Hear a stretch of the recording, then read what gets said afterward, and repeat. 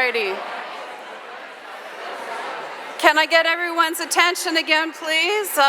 Interrupting your lunchtime. I hope you've all had a chance to get something to eat and have a place to sit down.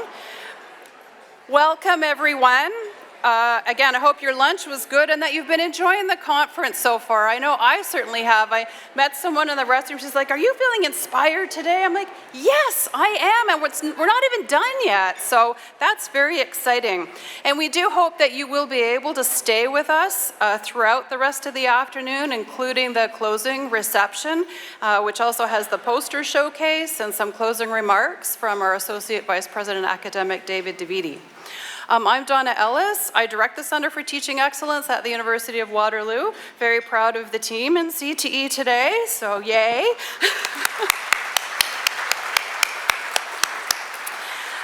And it's my pleasure at this point in time to introduce our popular Igniting Our Practice session. So for today, we have two inspirational University of Waterloo teachers with us for this session.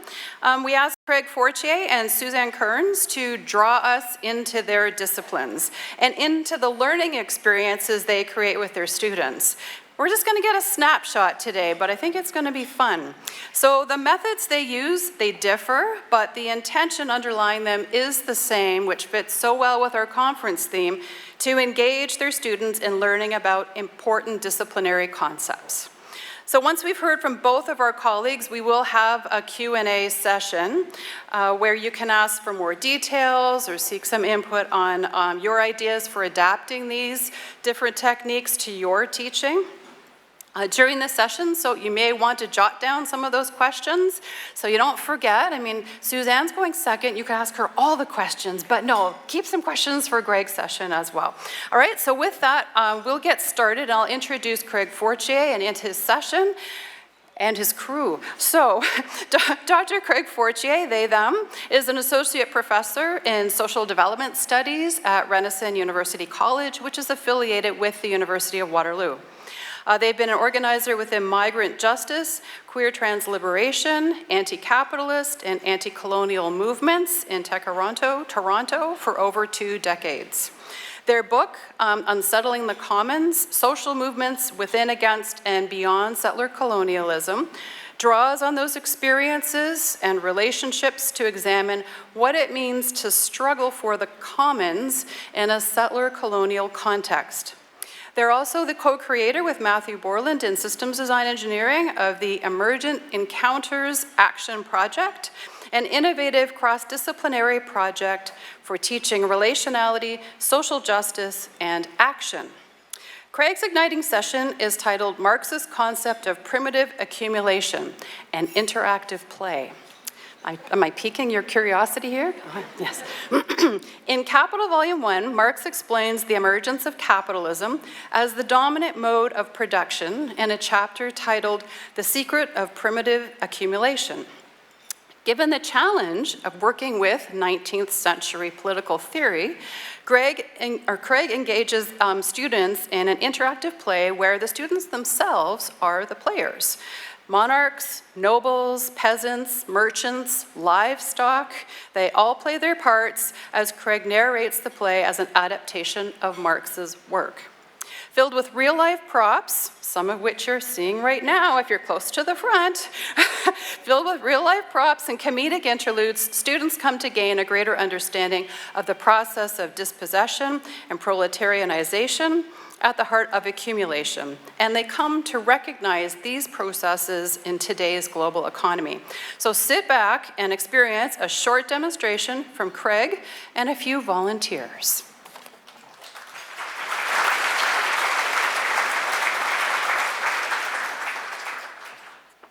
Okay, welcome. Thank you everybody for having me. I'm very excited and super intimidated when I signed up for this. This is not what I envisioned, and I am both thrilled and also terrified, so thank you. So in my class, as Donna said, in my class SDS 331, Social Inequality, Social Justice, Social Action, we try to make sense of the growing gap between the rich and the poor. And in the class we have really frank discussions. For instance, this term we talked about how the Weston family is lining their pockets while food banks don't have enough to meet demand. We talk about the soaring police budgets as cops clear encampments, housing encampments, and our cities say there are no resources for housing. But it can be a real challenge to root these underlying systems within the broader historical context.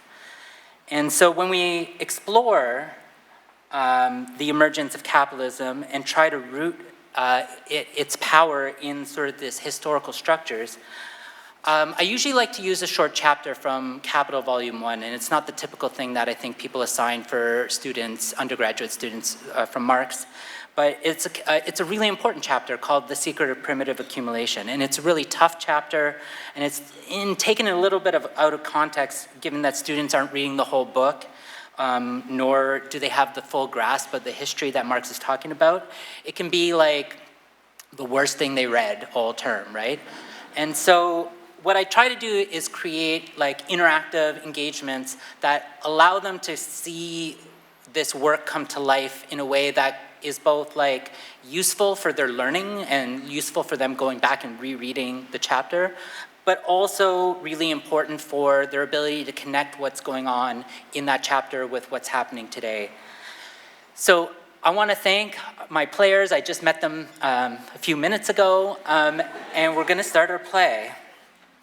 I am going to be our narrator, who is actually Karl Marx. So, a specter is haunting this classroom. It is the specter of communism. The history of all hitherto existing society is the history of class struggle. The legend of economic original sin told to us by politicians and the media says that a long, long time ago, there was a prudent sort, one that accumulated its own wealth, and through thrift and ingenuity, earned castles and riches beyond belief. And then there is another sort, the sort that you and I likely come from. We're lazy and spendthrift, and as such, we remain poor, and we must sell our labor for food. But such legends do not conform to the historical record. So let's dig back in time and let us analyze the origins of this primitive accumulation, this pre-capitalist moment that resulted in our current global economic system. So I present to you our play, Proletarianism and Dispossession, a play of many enclosures. So let's set the scene. We locate ourselves in roughly Britain, sometime in the 14th and 15th centuries. The facts aren't that important at this stage. The reign of the Norman conquerors, their kings and nobility, that had taken hold in 1066 and produced the feudal system that we knew so well as peasants, is now showing deep, deep cracks. The bubonic plague, or Black Death, has wiped out perhaps 50% of the population. And this catastrophic event is changing people's conception of the order of things. Enter our peasants.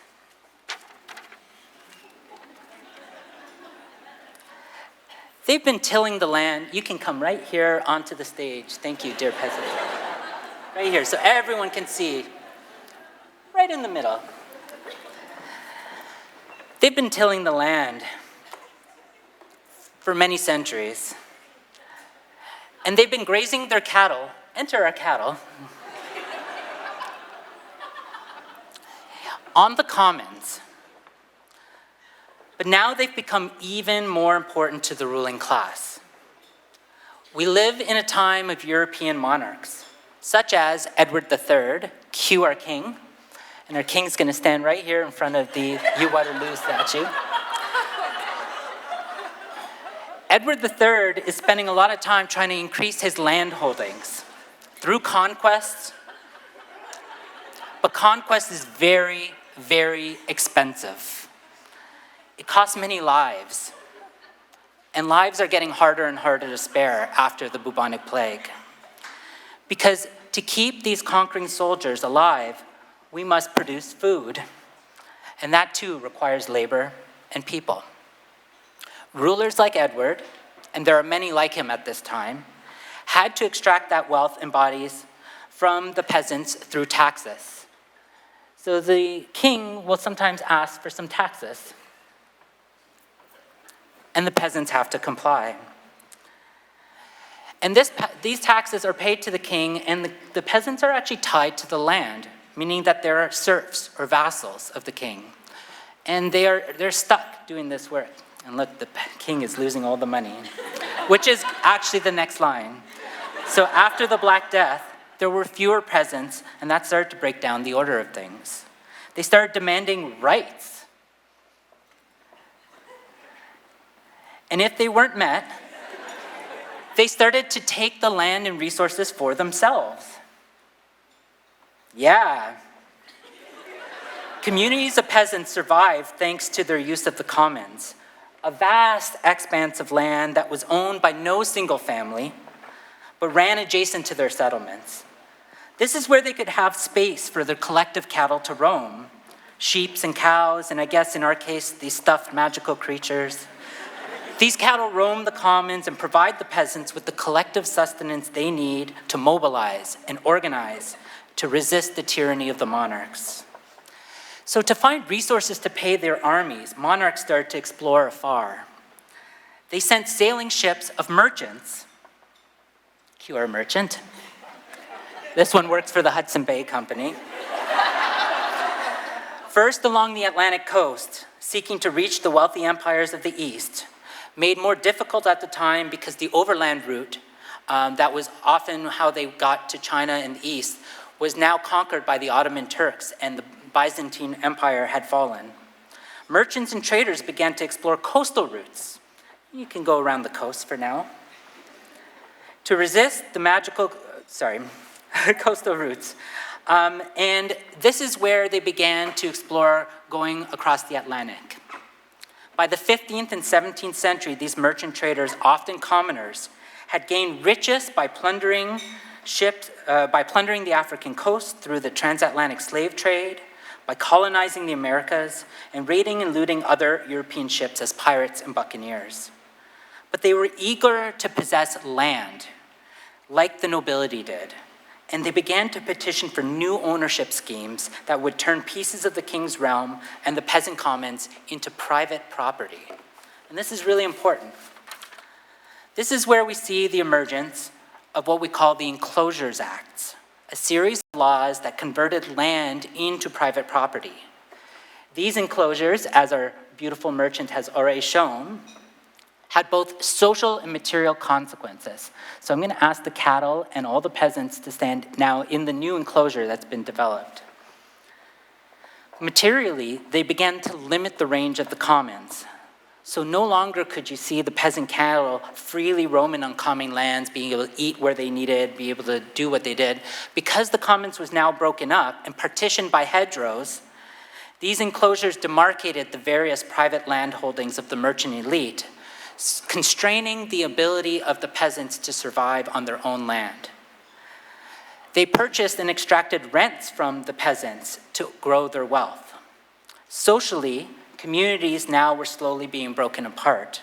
And the power of women, as Sylvia Federici explains in her book Caliban and the Witch, was challenged and destroyed through witch hunts, delegitimization campaigns, and the way in which the peasant leadership structures were sorted.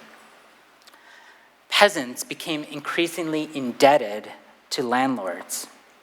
So a year of bad crops or an increase in levies by the monarchs or the landlords would often mean that the peasants didn't have the money to pay their taxes. What happened to those debts? Well, peasants would sometimes have to sell their cattle to the merchants. At other times, peasants would have to sell their tools, their means of production, to the merchants. And what were the peasants left with? Just their labor. And so now, from then on, to survive, they had to work. And they had to labor to support themselves and pay their rents. This produced what Marx called two interlocking processes: proletarianization and dispossession. Dispossession, the cutting off of a peasant to their relationship with the land and community through privatization, and proletarianization, the transfer of the ownership of the means of production, their land, their tools, etc., from the peasants to the landlords, forcing the peasants to become workers and sell their labor indefinitely to survive.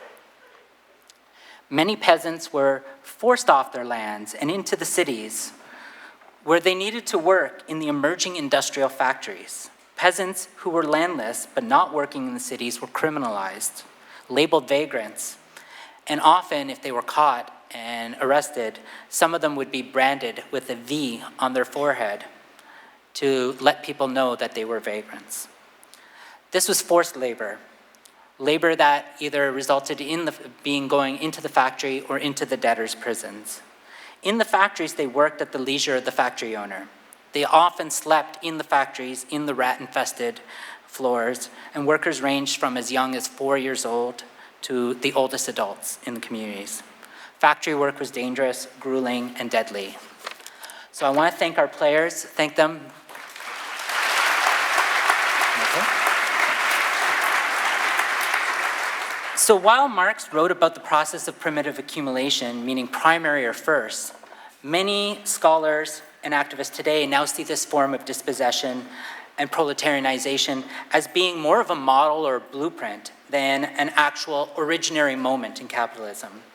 So when we teach this activity in class, we follow it up with talking about how accumulation by dispossession, a term that David Harvey, a geographer, uses to describe modern forms of accumulation, operates in today's world. And this just gives people a chance to both have fun and see this historical process happening, but also start to think about the ways in which these concepts don't seem so foreign or historical at all, that they seem pretty relevant today. So thank you to our players, and thank you for folks for giving me an opportunity to present a little bit of what we do. It's usually an hour that we take to do this, so thank you.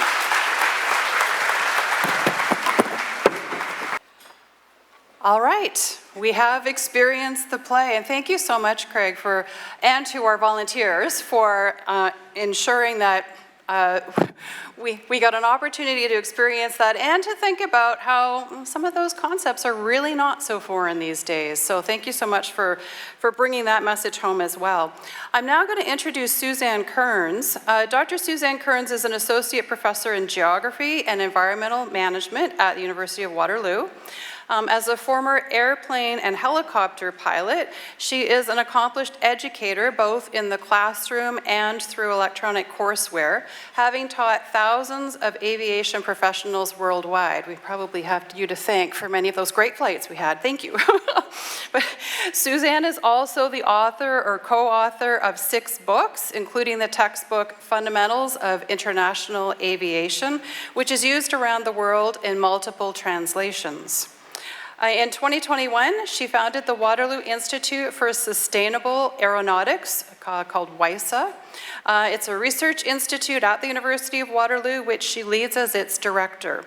WISA includes more than 140 faculty members and has a mission to become the world's leading hub for sustainable aeronautical research, technology, and education. The title of Suzanne's session is Gamification, Group Interactions, and Learner Engagement. So in this session, she'll demonstrate how she uses gamification to leverage group interactions in her Fundamentals of International Aviation course, which in turn promotes learner engagement. Along the way, she indicates that you'll also learn a bit about some of the practices and challenges that make up the rich fabric of international aviation. So with that, please welcome Suzanne.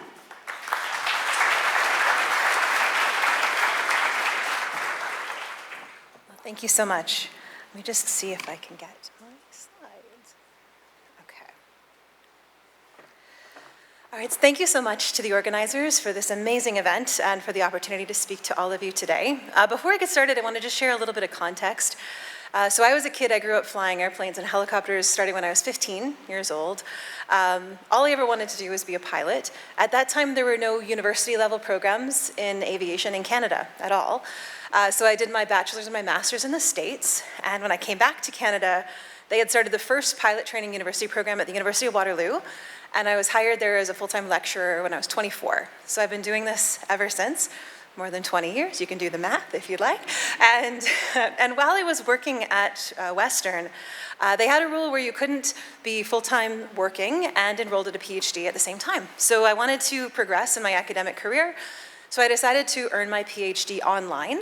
And I knew that no academic is ever going to brag to their colleagues about their online doctorate degree, and so I knew that was always going to be something that I'd have to justify in my career.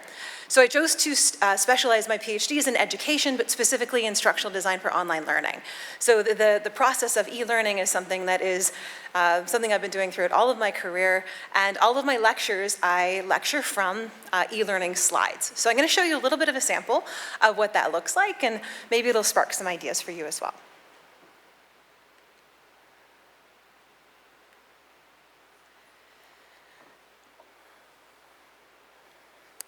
So what I'm going to do is I'm going to show you 3 quick snapshots of interactions. Each of these would be snippets of things that would take much longer in the classroom environment. But before I do that, I want to show you a little sort of welcome from our guest host. And we don't have audio, but we will get it. So I just wanted to show you, so just as an example of what's now possible with e-learning. So this is an AI-based avatar. So this is a tool that I can type any script. I can keep talking over here. I can type any script and it will make me say anything that you want me to say. So when we're thinking about embedding learning agents into e-learning, or thinking about like if I want to make a more human presence in slides, this is a tool that I use. So we'll see if they can get it to work. But it's completely AI-driven, and the voiceover is also modeled after my voice, but it's customized. So I just, again, type the script in, and it will speak to you. And we'll see if that can work. But I did put a QR code in there, so you can scan that and play it off of your phone later if we can't make it work. So while he's doing that, so you'll see I have a few different things. Anytime you see people in my slides, those are all AI people. None of them are real human people. But if we can make it work. The first thing I wanted to show you is gamification. And one thing I do in all my slides is I have these little rubber ducks. These are pilot rubber ducks. I've been giving them away to aviation students for over 20 years. And these little ducks grace the desks and the flight decks of aviation professionals around the world.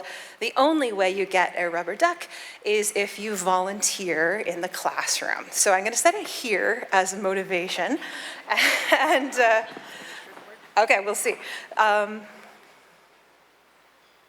Click on each of these terms to review the key components of airplanes, including control surfaces. So that's an AI person. So is anybody in here an aviation enthusiast? Anyone have an interest in aviation? I need one volunteer to come up. Whoever gets here first. Let's see who's got the motivation. You look motivated. Come on up. So you can just come right up. Okay, so 1 second. So the way this works is so this slide tells you the different parts of the airplane, but I'm not going to teach it to you. I'm going to show you what I do to try to engage learners. So after I teach something, this happens in like a big classroom setting. Check your understanding. Move the aircraft elements listed to the correct aircraft structure and control surfaces. Good luck. Okay, so so your job, so come over here. So you are now the teacher. The class can help you. So he's not probably going to be able to do this alone, so we need everybody to shout it out. What you do is you click on, if that works, there we go. So you click on those, and you drag it over. I'll give you the first one. Got it? Okay. Okay, so you can say here, so where does a rudder go? Where does a rudder go? Oh, God. Can I just...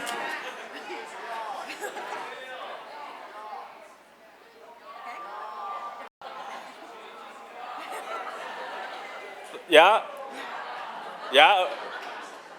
Okay. Fuselage. So where does a fuselage? Where does a fuselage go? Body.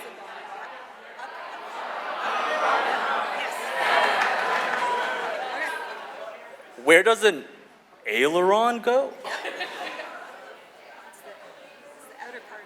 Outer part of the wing. Hold up. No.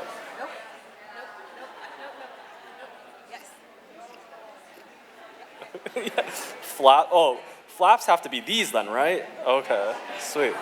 Horizontal stabilizer. Think about what's horizontal.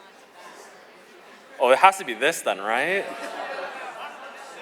Oh, stability, right, yeah.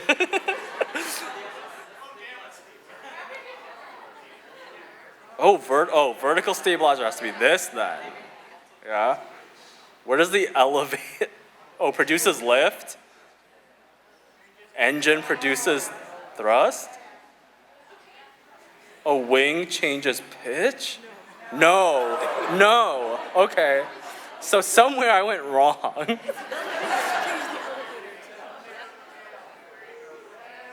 Yeah? And then click on the check mark on the bottom right. That's right. You have demonstrated an understanding of the basic components. All right. So that's one example. So that's how it works. So when I start any of my big lectures, I line all my ducks up. So I'll have like 15 ducks up at the front of the class, and then as we go through different interactions, and we slowly give them away. I'm not sure how we're doing for time, so I'll try to speed it up a little bit. Another thing I do, this takes a whole class, but again, we're trying to think about learning being real and not just talking at students, but trying to get them to think about how real-world challenges actually can be managed. This is one of the simulations I do. This normally, like I said, takes a whole class, so I'm going to speed run you through it. So imagine at your tables, what I'm asking you to do is you are each going to form your own airline. You'll be the board of directors, and you have to make a variety of business decisions. And then depending on the decisions you make, you will get more or less points, and it's kind of like a choose-your-own-adventure type activity. So the first thing would be... Welcome to this airline sustainability. I'm just going to mute it. So you would choose your brand name. What is the name of your airline? How are you going to brand yourself? And the way the simulation is scored, let me get it there, 1 second, is based on sustainability. So economic, environmental, and social sustainability, you start with 5 points, and depending on the decisions you make, you'll have, so each decision will either increase or decrease your points, and you have 15 points, which is your money. If you run out of your money, then you are eliminated from the game. Does that make sense? So the first decision is you need to think about your executive team. I also have them scan a QR code, which gives a Google form, which gives them the scoring for each one of these decisions, but because we're speed running, I will show you. So you're gonna choose more experienced leadership, balanced, newer energy. Business model, are you looking at doing a regional airline, what we call a legacy carrier or a low-cost carrier? For the aircraft that you use, are you going to use older aircraft? They're cheaper, but they pollute a lot more. So in the long run, the fuel can cost more. New aircraft, or do you want new aircraft and using sustainable aviation fuels, which is the priciest option? From a human resources perspective, are you wanting to bring in career professionals, new and diverse, or win the job? And again, they have a sort of a cheat sheet that explains more details on each of these. And they go to the next stage. So after they've set their airline up, they now have a set of scores based on the decisions they've made, what they've chose to invest in and not invest in. And then I give them 3 scenarios, and as a group, they have to decide which decision to make. So they're given 3 options, and then depending on which they choose, it will also affect their score. So I'm just gonna show you one scenario, and then I will give your group 1 minute to discuss, to ask yourselves what you would do in that situation. I'm gonna turn the audio back up. Okay, you guys ready?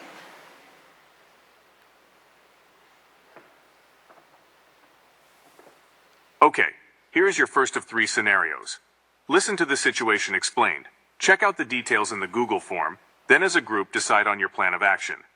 You have 3 minutes to discuss, so make your decisions count. You guys have 30 seconds to discuss. A group of climate activists broke into the regional airport and spray-painted planet killers on 3 of our aircraft. They were caught by the police the next morning using surveillance footage. How should we handle this situation? You're gonna get 3 options. Charge the activists for damage of our property criminally and civilly. Make them an example in the eyes of the public so no one else gets the idea it's okay to damage our fleet. Charge the activists for damage of our property criminally, but do not sue them civilly. It wouldn't be a good look to try and get money from these young people. Do not charge them. However, use this opportunity to speak up in the media and explain how our airline is committed to making aviation more environmentally sustainable. So, which decision would your group make?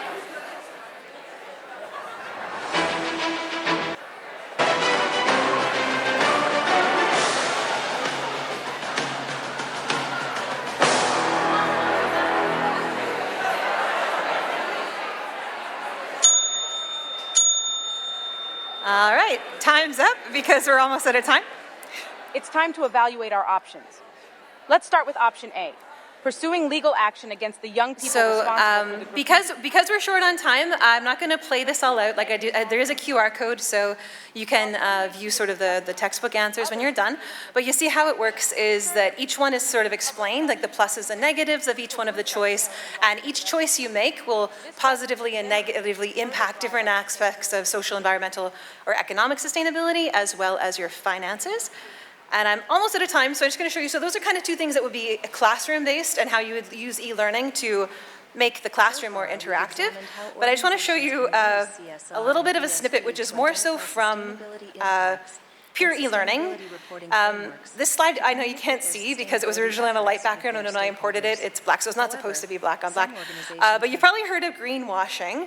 So when we're thinking about greenwashing and we're trying to teach it to young people, what we'll often say is, oh, you'll recognize it when you see it, or you have to be aware, and here are some trade-offs of different things you might see.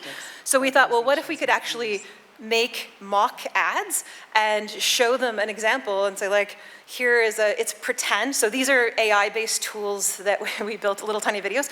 So I'm going to show you, this is a mock ad to try to give students sort of an insight as to what greenwashing might look like and see if they can spot the greenwashing.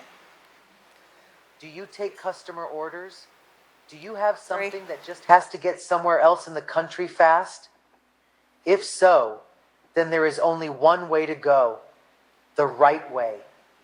Ship your package to any domestic location with the right way charter shipping. We offer flat rate shipping, and we guarantee shipments on time, no matter what.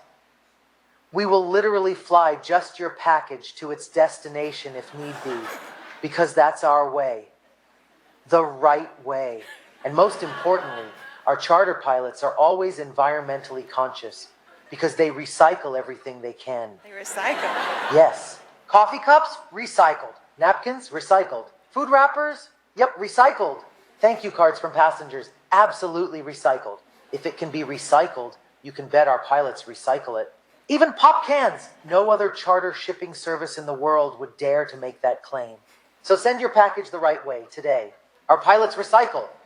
So can you spot the greenwashing? And I know I'm out of time. I'm going to show you one other one because this is my favorite one, but it's very, very short. You know the name. Green Air is absolutely the greenest airline in the industry. We are 100% committed to being green in all we do. So when you want to fly green, the choice is simple. Green Air. Fly green. The reason why I like this one is because this really happened. There was an airline in the world that painted their planes green and said, we now have green aircraft. And so I thought about giving this guy like a leprechaun hat, like to make it more obvious. Like, see, we're green. I have a green shirt and everything is green. So all of these are videos you can watch in your own time, but I showed you the best ones. And that is all my time. So thank you very much. And that's a QR code if you want to see in more details.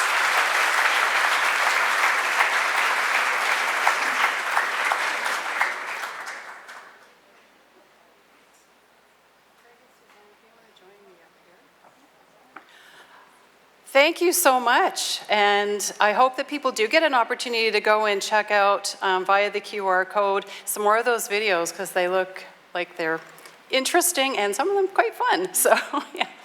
All right, so now we'll open things up for questions, and we have a couple of folks who will move throughout the room with a microphone, so please don't try to speak without one. Anybody have any questions for Craig or for Suzanne? Okay, there's one at the back. No, we need the microphone, please. Off we go. I believe we are recording this. Yes, so we're recording it, so we really do, in addition to that, for accessibility purposes, but also to ensure that people on the video can hear. Can you hear me? Uh-oh, can't hear you. Okay. Can you hear me? Yes, thank you. This is for Dr. Suzanne specifically, is one, how long did it take you to make these resources? Because it seems like a substantial amount of time. It's great, I love it. I'm just trying to figure out how I would figure out, one, the time, and then two, the resources. Yeah, so it takes a long time. So what I would suggest is, so I use a software called Articulate Storyline. If anybody wants to look it up, I think somebody knows about it, so that's probably good. Articulate Storyline is an e-learning tool. So when I got my PhD and we're learning about like e-learning principles, the only way to build e-learning was to like custom code it all together. And then Storyline launched after that, and it has all the tools built into it. So not these avatars, because these are AI avatars, but they have other avatars, voices, you can do quizzing and graded elements. The time is substantial, so you would want to only do this for courses where it's reusable or scalable, if that makes sense, to justify the investment. But through WISA, we got a grant last year, and that allowed us to polish it up a lot. So these are not something I'd probably be able to design like with the Waterloo branding on my own. That's because we had some additional resources to produce those. But before this, I'd used Storyline for all of my lectures, and it didn't look quite as pretty, but all the interactivity is there. So that interaction with the airplane where you move it in, that's something that was in my course previously as well. So it just wasn't Waterloo branded. Thank you. Another question at the back, yes. This question's for Dr. Fortier.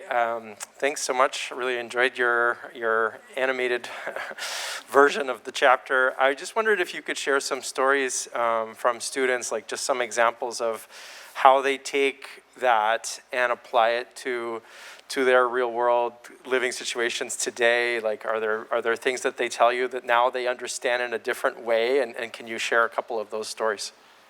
Yeah, thank you so much for the question. I think one of the things that really strikes people is just like, as we live through this housing crisis right now, I think people see this kind of displacement taking place. And, it's obviously, we ham it up a little bit to like give people some entertainment, but I think there's also like a seriousness of like, oh shoot, this is like actually, this is a recurrent thing. And for them, especially like, trying to find housing, especially if, we're seeing more and more students become commuters because it's just, they can't afford to live here and go to school. So that becomes a quick topic of conversation.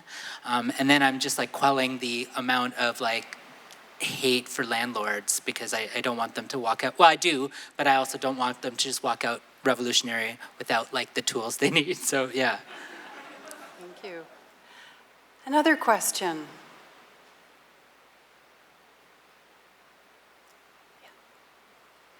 The microphone's coming.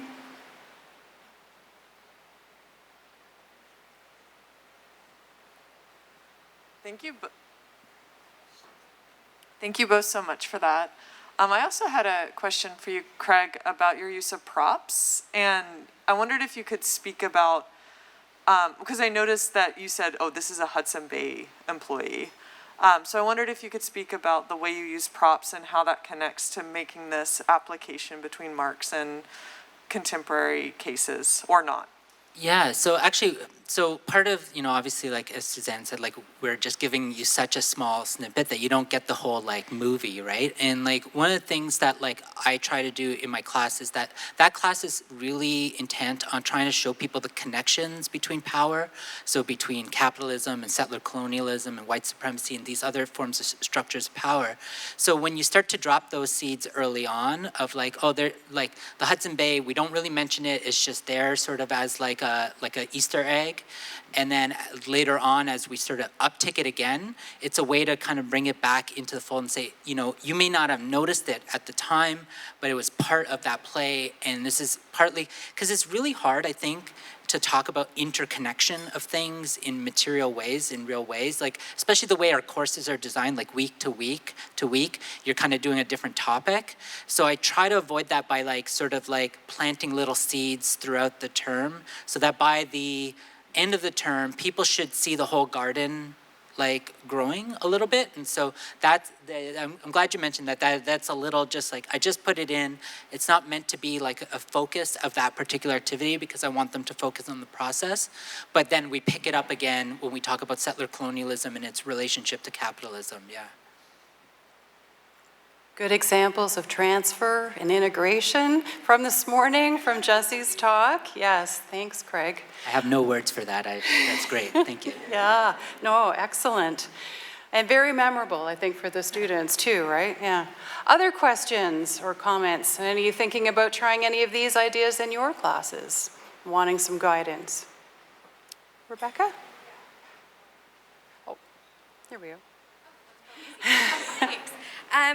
So I think my question for both of you, because I think about sort of scopes of terms, right, and getting student buy-in. And so I'm curious, kind of like if we're thinking about this as a syllabus design, like Craig, like where specifically does this fall within your syllabus in order to get sort of students more comfortable in engaging in this way? And same with Suzanne, how do you sort of get that structure going, and where do you put in some of these really high engagement activities while still thinking about, you know, student comfort and vulnerability in there as well? Sure, yeah, I can respond quickly first. So my AB 100 class has about 180 students in it. The first thing I do very first class is I say, if you have a laptop, you need to sit in the back 3 rows. Anybody further down, no technology, no computers, because you can't pull off interactive activities if no one's paying attention and they're all on their cell phone. So we have sort of this laptop zone at the back, so if people have accessibility needs, then they have that available to them. But right from the start, people grumble for like the first 15 minutes, but then they're with you, right? And you have eyes up and everybody's engaged. So after that, like when I lecture, if it's a 2-hour lecture, I try to do kind of like a 1 to 3 kind of ratio. So if I spend 3 minutes talking at them, I try to give them at least 1 minute doing something.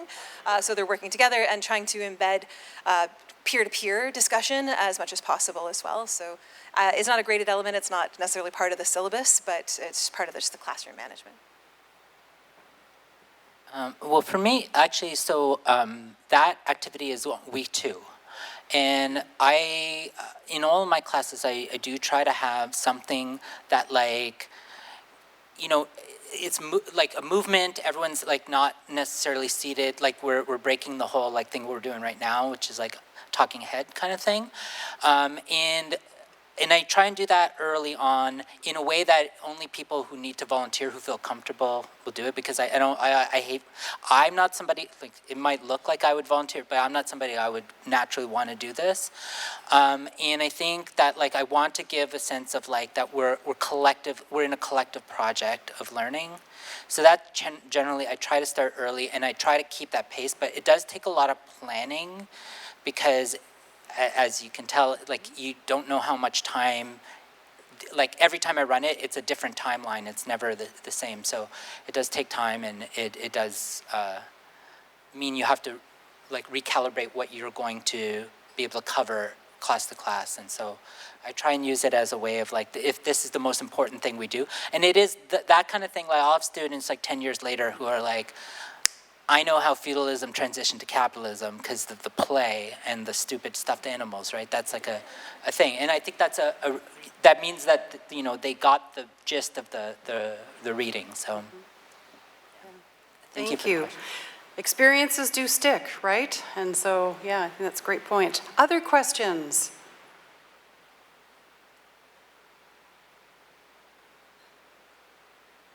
Rob.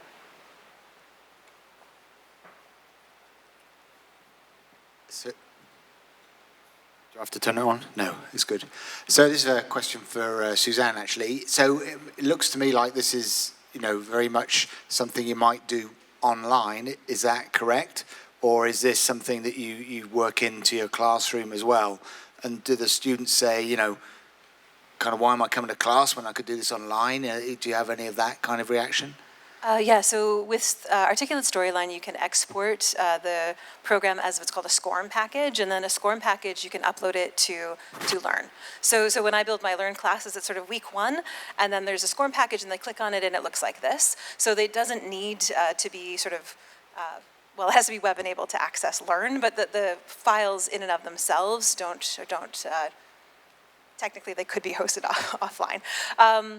So Yeah, and ultimately I lecture from it, but a lot of my research is in competency-based education in aviation, and sort of the idea that if you're training to be a pilot, you have to have X number of hours to get a license, but everybody, like it's been the same way for the last 100 years, and we know we can train better, so why don't we train to the actual knowledge, skills, and abilities people need and meet people where they are?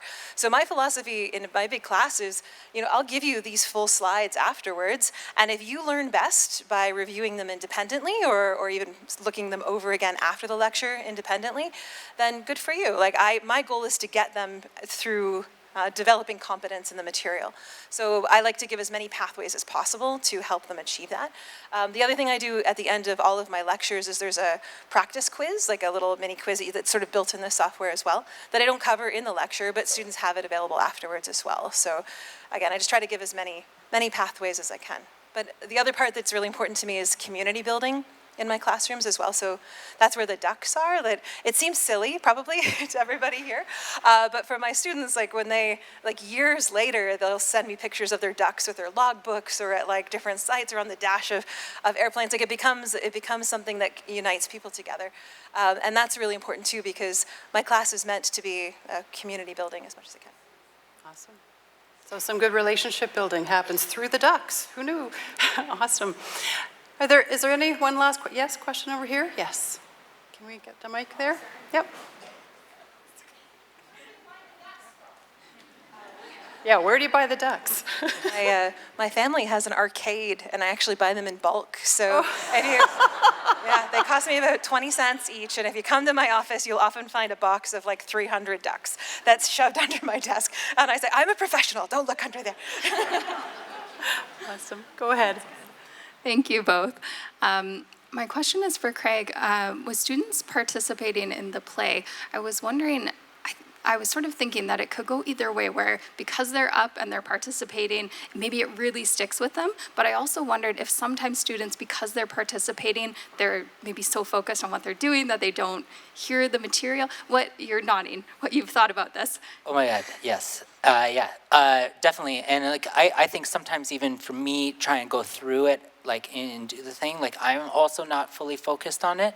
So I actually usually, and this is the kind of like low and slow versus hot and fast, which we're doing here, the stew of teaching, is I usually, once they volunteered, I'll pull those students aside and be like, I'm going to send you so I actually, I'm just going to promote CEL, helped me develop this for online, and obviously can't do this online. So they developed a animated film based on my narration, and it just does the play like that. So I usually send that to the students as a thank you, and it's not as nice as an actual physical duck that you can keep, but it is a way of acknowledging that they're probably not getting the same out of the exercise as everyone else, and so that's how I usually get around it. But yeah, props to CEL, it was fantastic, and thank you so much to the people who developed it if they're in the room.